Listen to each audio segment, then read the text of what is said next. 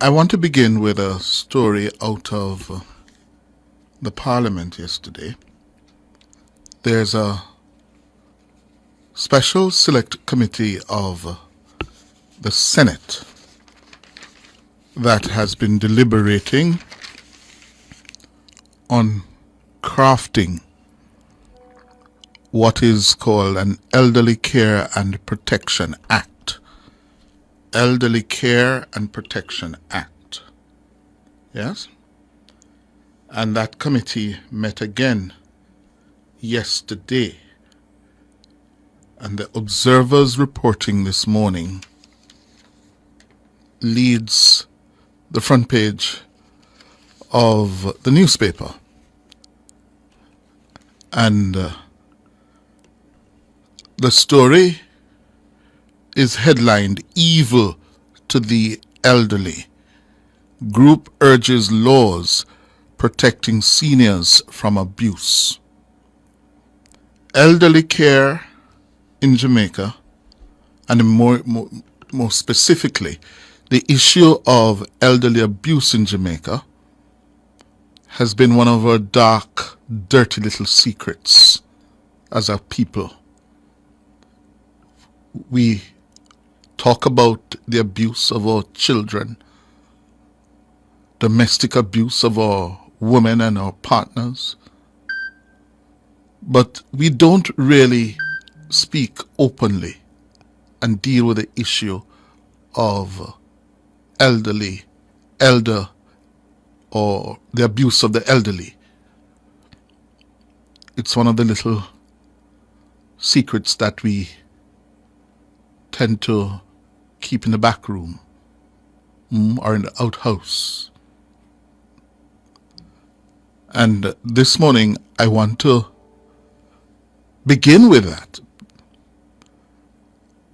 because as one person said to me this morning inside here, I now belong to that demographic group of Jamaicans who are described as the elderly. Yeah? So I'm acting possibly out of self-interest. Let me declare.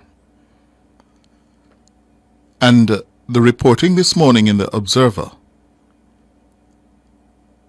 speaks to this issue in a graphic way. The report by Alicia Dunkley Willis says, citing cases like that of an elderly man who was found starving in his apartment after his accounts were drained by his young lover, the sexual abuse of older men by younger women who seduced them to gain control of their money, and caregivers who clean out the bank accounts of their frail employers. The Caribbean Community of Retired Persons, CCRP, on Tuesday pressed home its call for the country to enact laws to protect seniors from abuse. Yeah? You hear that?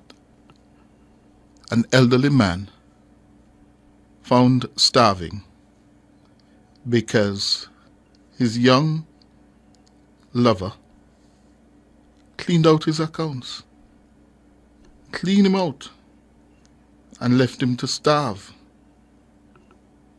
And the story goes on to relate other incidents. Yes? In one case, the bank accounts were drained and the elderly man found starving in his apartment. The young woman tried to gain access to investments and property, but there was an intervention, and she was removed from the apartment and caregivers assigned. We, and this is the head of CCRP speaking now, Jean Laurie Chin, to the members of the committee yesterday, we have cases of daughters who live abroad sending funds for mothers here, and the funds are diverted.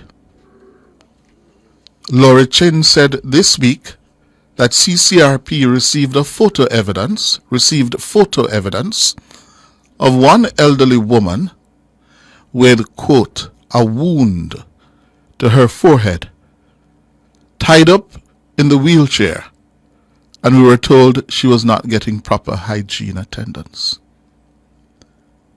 She said despite the existence of the Maintenance Act, CCRP found no recorded incident of action being taken by the elderly who are affected, and suspect this may be due to pride, disability, or fear of reprisal. She continues, we are recommending a separate court or a dedicated division of the family court to deal with cases of elderly abuse.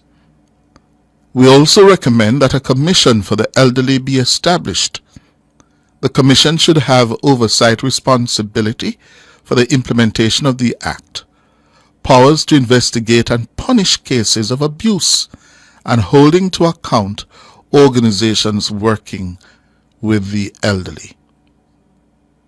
According to Jean Laurie Chin, the legislation should also mandate the extradition to Jamaica of relatives or other perpetrators to answer to charges of abuse of the elderly. She said this would help to address the increasing number of social patients occupying hospital beds. Furthermore, she said, relatives of those who appear after the death of these persons would be charged. So you don't hear from them, or if you hear from them, it's all about cleaning you out, getting your money and your property. They don't take care of you, but when you're dead, they turn up looking for what is left. Yeah. And as I said, this is one of our dirty little secrets of Jamaica that we don't deal with as a country. And this committee is now tasked with crafting an Elderly Care and Protection Act. And the story in the Observer goes on, In further calling for protection for whistleblowers, she said the act should give the power to access financial records where there is suspicion of financial abuse, and should mandate financial institutions to insist on co-holders of accounts of people over 70 years of age. We have cases that have come to our attention, says Jean Laurie Chin, where a caregiver took a person who has dementia to the bank and cleaned out her account.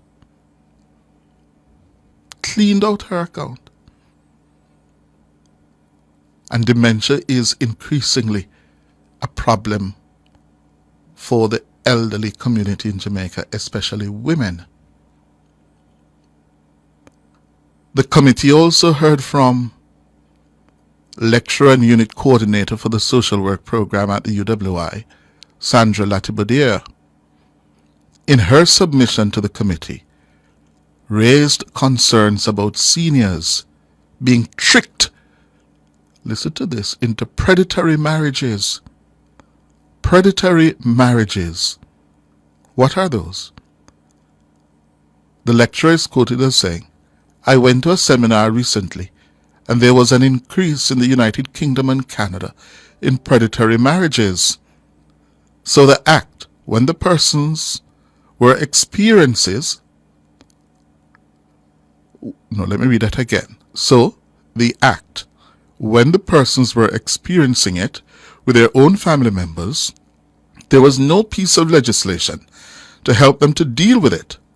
So I want to point out, and the legal minds in here can help us to think through what would that look like and how could we address that.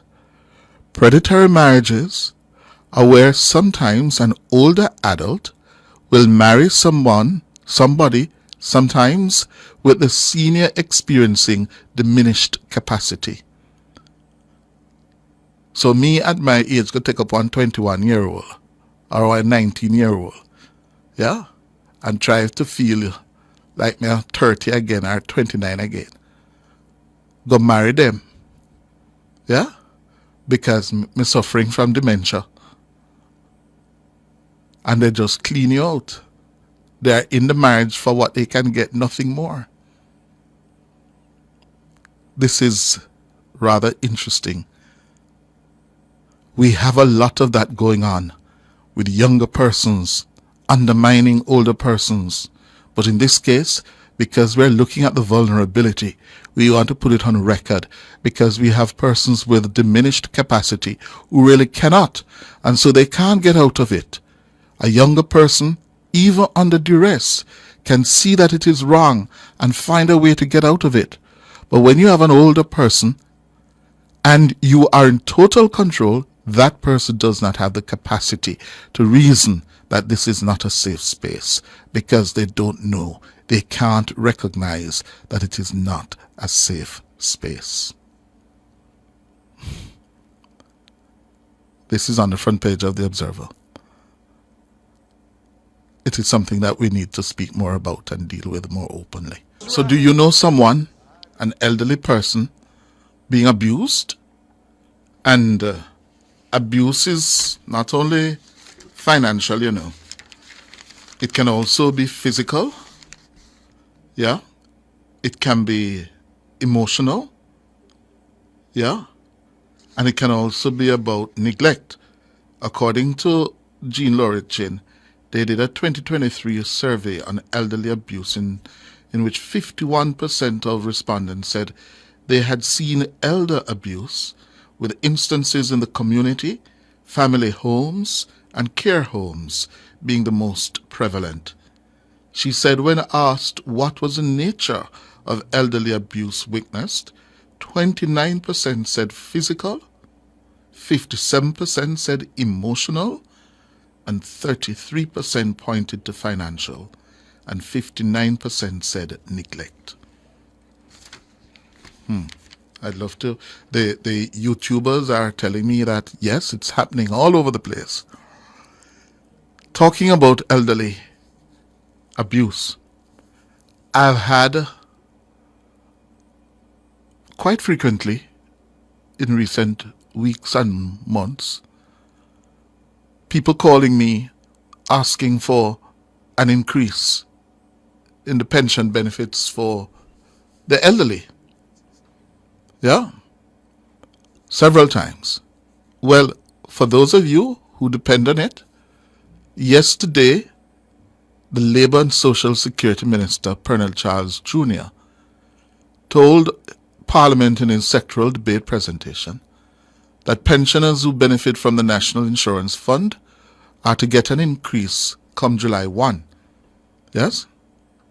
He told the House that the National Insurance Fund is doing better than ever under the Holness administration.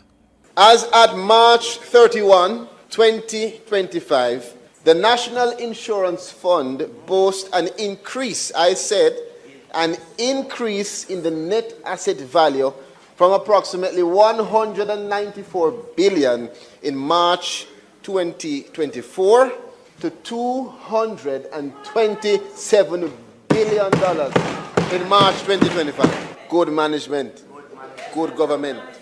This represents a 17% increase over last year. And in light of the performance of the NIF and based on the recent actual review, I am pleased to announce to Jamaica that all National Insurance Scheme pensioners will receive an increase in their benefits.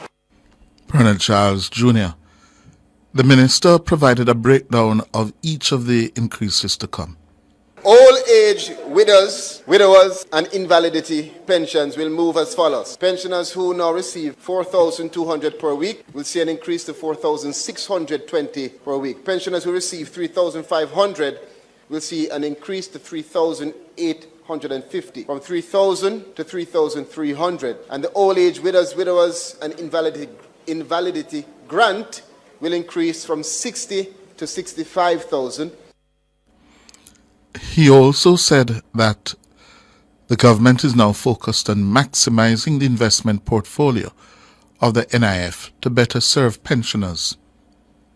We will continue reforms to not only optimize financial performance of the fund, but also to monitor its long-term financial sustainability. And in the upcoming year, the NIF will embark on high-priority initiatives, including the continued revision and implementation of investment policies aimed at minimizing risk exposure. We will continue the strategic review and realignment of the fund's real estate assets to improve overall portfolio performance, and the development and renovations of key properties to align with market demand, compliance standards, and to ensure operational efficiency. Minister Pernell Charles Jr. there. He's a Minister of Labour and Social Security. He also said, that thousands of elderly Jamaicans, it's all about the elderly this morning.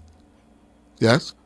Thousands of elderly Jamaicans currently benefiting from the PATH program are to be transitioned to the social pension scheme. This will result in a 100% increase in their benefits.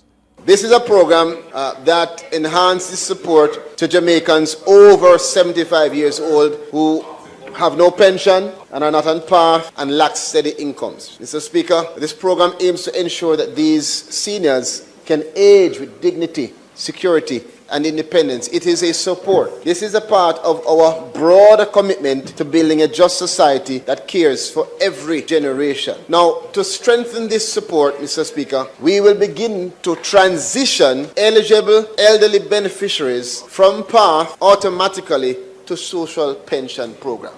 That transition will see them receiving a 100% increase in the benefit. He also made reference to the legislation I've been talking about now making its way through the Senate in terms of the Special Select Committee. And by the way, we're going to be joined a little later by a member of that committee, Senator Shireen Golding Campbell. Well, according to Minister Charles, the government is trying to make sure that it takes better care of the elderly in Jamaica.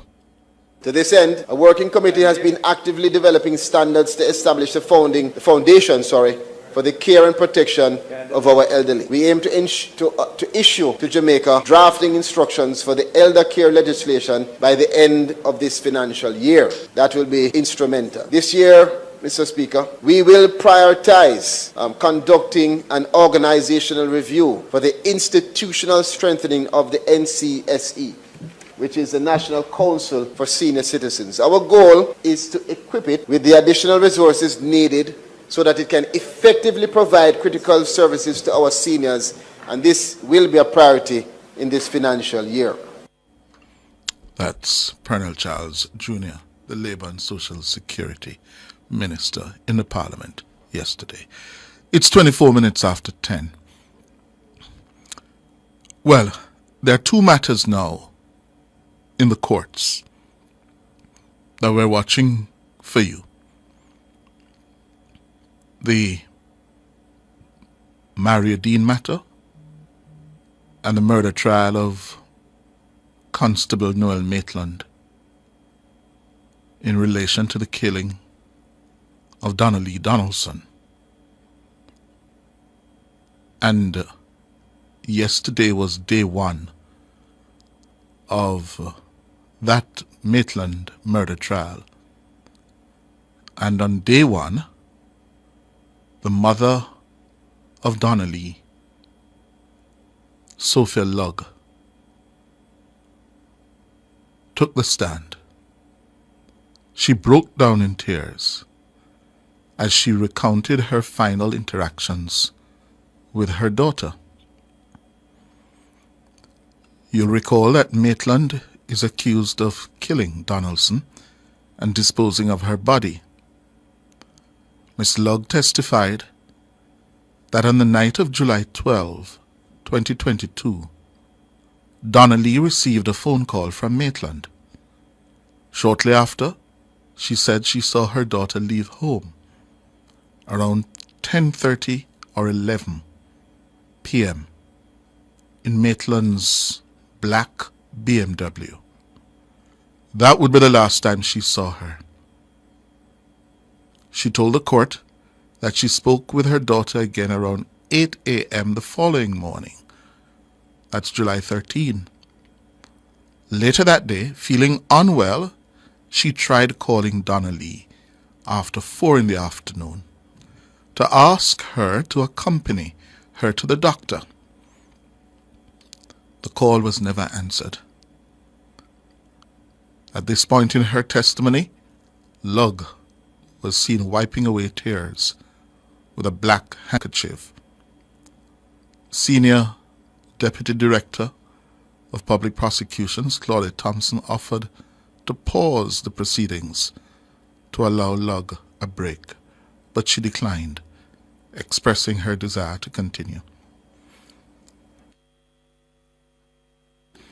While holding back tears, Lugg said, quote, "Donna Lee was the only one who always took me to the doctor. I laid there waiting for her to come home, as she normally does." End of quote. She said she called again around 7 p.m. that evening of July 13, but this time the phone went straight to voicemail. At this point in her testimony, Miss Lugg looked in Maitland's direction in the dark and shook her head. When asked by the prosecution if she attempted to call again, Lugg said she didn't have to because Maitland called her shortly after 10 a.m. on July 13. When asked about their phone history, Lugg said their conversations were usually infrequent, maybe once or twice a month. She said typically when Maitland couldn't reach Donna Lee directly, he would call her. She noted that after falling ill in early 2022, Maitland appeared more concerned about her health and would occasionally check in on her well-being. She recalled one such conversation in February 2022 when she said Maitland joked about her bringing him a phone from abroad. She said he told her, quote, "Mom, that's all I want from you." End of quote. She said she didn't take the request seriously as it was an expensive iPhone. Regarding the July 13 phone call, Lugg testified that Maitland asked if she had heard from Donna Lee. Quote, "I said, 'What sort of question is that, Noel? Donna Lee left with you Monday night. You normally bring her back home. How dare you ask me if I've heard from her?'" End of quote. Through tears, Lugg recounted that Maitland tried to calm her, telling her they had a minor dispute and that Donna Lee left his apartment. When she asked how her daughter left and whether a taxi was called or someone picked her up, he said he didn't know because he was upset. Lugg said she urged Maitland to review the security cameras at his apartment. "I told him, 'Noel, that apartment has cameras. Please check the cameras. I need to know who took Donna from your apartment.' He said, 'Mom, you're right. I'm not there right now. Give me some time. I'm going to call you back.'" That transpired on day one. Yeah? The matter should be going on now. They should have resumed at 10 this morning. It's now 10:29. All reporters in a courtroom will keep you abreast.